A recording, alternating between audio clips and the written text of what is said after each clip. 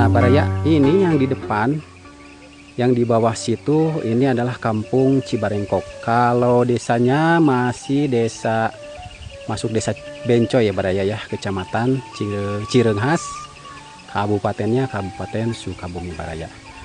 Nah itu yang di depan sana itu Gunung Rosa, masuknya ke Kabupaten Cianjur.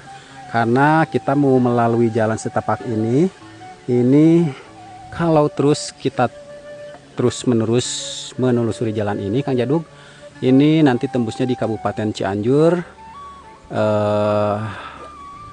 yang perbatasan langsung dengan Kabupaten Sukabumi Baraya. Dan kita mau lanjut ke sana. Masya Allah. Dan ini pemandangannya edun banget Baraya.